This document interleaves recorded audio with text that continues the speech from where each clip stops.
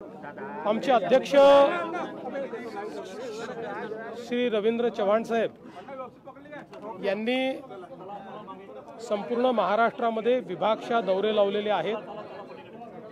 महानगरपालिका, जिल्हा परिषदा, नगरपालिका, नगरपंचायती याच्या निवडणुका आहेत।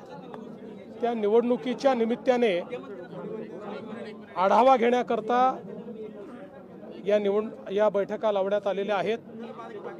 आमचे यापूर्वी मराठवाडा, उत्तर महाराष्ट्र, कोकण असे सगळे विभाग आम्ही पूर्ण आणि पश्चिम महाराष्ट्र असे 4 विभाग पूर्ण केले आहेत। आता अमरावती विभागाचा आमचा आढावा संपतोय आणि संध्याकाळी नागपूर विभाग करून मग केवळ मुंबई महानगरपालिका आमची बाकी राहील, जी पुढच्या आठवड्यात आम्ही करू।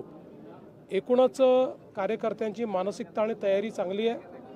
निवडणुकीकरता पूर्णपणे त्या ठिकाणी आपलं जी काही यंत्रणा म्हणून पार्टी सज्ज आहे आणि त्यांना एक दिशानिर्देश देऊन कशा प्रकारे या निवडणुका करायच्या असा आमचा प्रयत्न आहे। युतीच्या संदर्भातही आम्ही जे काही अधिकार आहेत ते खाली देतो आहोत, पण साधारणपणे जिथे जिथे शक्य आहे तिथे युती केली पाहिजे अशा प्रकारचे निर्देश दिलेले आहेत। आणि एखाद्या ठिकाणी युती झाली नाही तरी मित्रपक्षावर टीका करू नये अशा प्रकारचे निर्देश हे त्या ठिकाणी दिलेले आहेत। मला असं वाटतं की महायुती म्हणून या निवडणुकीमध्ये चांगलं यश आमच्या तिन्ही पक्षांना मिळेल। कार्यकर्त्यांची इच्छा आहे की स्वबळावर निवडणूक लढवावी, अशी कार्यकर्त्यांची इच्छा नेहमीच असते, परंतु त्या ठिकाणच्या परिस्थितीचा विचार करून निर्णय करायचा असतो। केवळ सगळ्यांना निवडणूक लढता यावी एवढ्यापुरतं आपल्याला अशा प्रकारचा निर्णय घेता येत नाही। त्यामुळे जिथे शक्य आहे तिथे युती केली पाहिजे, जिथे नाही आहे तिथे समोरासमोर लढू। तमिळनाडूमध्ये प्रियांक खरगेंनी मुख्यमंत्र्यांना पत्र दिले की RSS वर बंदी घाला म्हणून। कर्नाटकचे हे जे प्रियांक खरगे आहेत हे प्रसिद्धी करता असल्या गोष्टी करत असतात। त्यांना काही स्टँडिंग नाही, वडिलांच्या भरोश्यावर राजकारण करणारे ते आहेत। त्यांना एवढंच मी सांगू इच्छितो, यापूर्वी अनेक वेळा संघावर बंदी घालण्याचा प्रयत्न झाला, नव्हे तर बंदी घातली।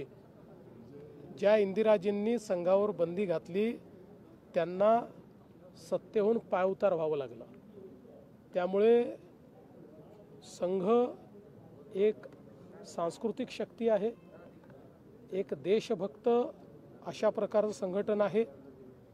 राष्ट्रीय विचाराने प्रेरित, मूल्याधिष्ठित अशा प्रकारच्या मानव निर्मितीचं कार्य संघ करतं।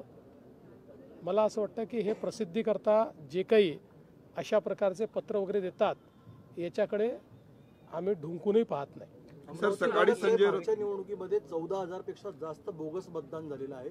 लिपिक, चपरासी, इव्हन स्कूल बस चालक सुद्धा यांना सुद्धा मतदार यादीत समाविष्ट कशात कुठल्या यामध्ये एक अशा प्रकारची तक्रार ही आमच्याकडे आलेली आहे आणि आमच्या लोकांनीही ती तक्रार त्या ठिकाणी निवडणूक आयोगाकडे दिली आहे। यावेळेस आम्ही पूर्णपणे लक्ष ठेवून आहोत की अशा प्रकारे कुठल्याही परिस्थितीत असे खोटे मतं नोंदवून कोणाला त्या ठिकाणी निवडणूक लढता येऊ नये। सर, सकाळी संजय राऊत म्हणाले होते की काँग्रेसला सोबत घेण्याची राज ठाकरेंची इच्छा आहे। कोण आहेत? खासदार सर आनंद